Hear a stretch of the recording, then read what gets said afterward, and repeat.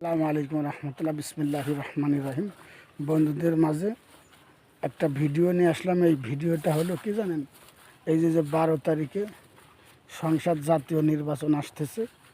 যার যার ভিতরে একটা অনুপ্রেরণা আছে যে কে কোথায় ভোট দিবে, আছে নাকি? আমার ভিতরে যেরকম একটা অনুপ্রেরণা আছে, আমি এইখানে ভোট দিব, এটা মনের ভিতরে একটা তৃপ্তি আছে, আমি এইখানে ভোট দেব।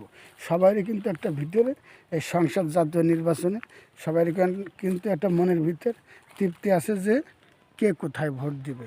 কিন্তু ভাই, ভোট কিন্তু আপনার একটা নিজস্ব ব্যাপার, কিন্তু ভাই এটা কিন্তু একটা জাতীয় সম্পদ। আপনি ভাবেন যে আমার একটা ভোট আমি দিয়ে দিব, এতে কী হবে? না ভাই, ওই একটা ভোটে কিন্তু একজন হয়ে যাইতে পারে, পারে কি না? আপনার এটা কিন্তু জাতীয় সম্পদ। আপনার ভোট আপনি দিবেন, যাকে খুশি তাকে দিবেন, কিন্তু আপনি যাচাই বাছাই করে ভোটটা দিবেন।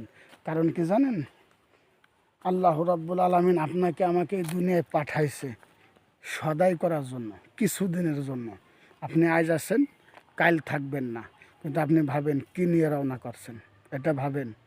আপনার আগে যারা ছিল চলে গেছে, বাপ ছিল চলে গেছে, দাদা দাদি মা বড় ভাই বিরাদার চাচার আত্মীয় স্বজন সব চলে গেছে, আপনিও একদিন চলে যাবেন। তাহলে আপনি কী নিয়ে রওনা করছেন সব ভাবেন। যদি আল্লাহ ধরে, বান্ধা তোরে হায়াতের জিন্দেগিতে পাঠাইছিলাম, তোরে কিন্তু একটা হায়াত নামক দৌলত দিছিলাম, তোর জীবনটা তুই কোন রাস্তায় ব্যয় করছিস, তোর জীবনটা তুই কোন রাস্তায় ব্যয় করছিস, কোন কাজে ব্যয় করছিস, উত্তর দিয়ে যা। তাহলে একটা আল্লাহ হিসাব চাইলে দিতে পারবেন?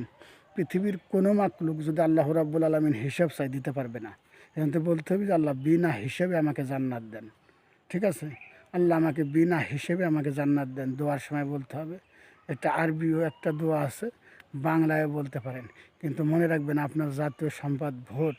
আপনি এমন একটা ব্যক্তিকে দেন যে ব্যক্তিকে দিলে পারা আপনি নিরাপদে থাকতে পারবেন। আপনার শিয়ানা সন্তান, শিয়ানা মেয়ে স্কুল কলেজে মাদ্রাসায় যাচ্ছে, নিরাপত্তার সাথে যাচ্ছে কি না ওইটা আপনি দেখেন। ভাই, আমরা কিন্তু কেউ নিরাপত্তায় নাই।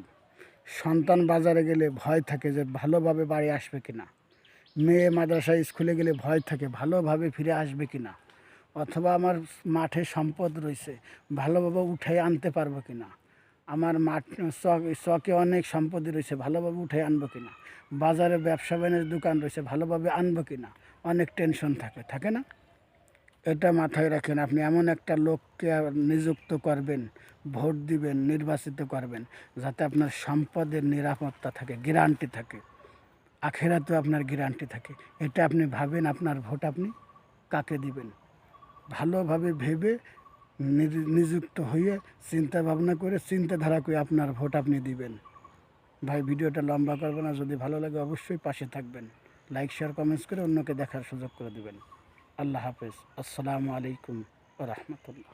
ধন্যবাদ।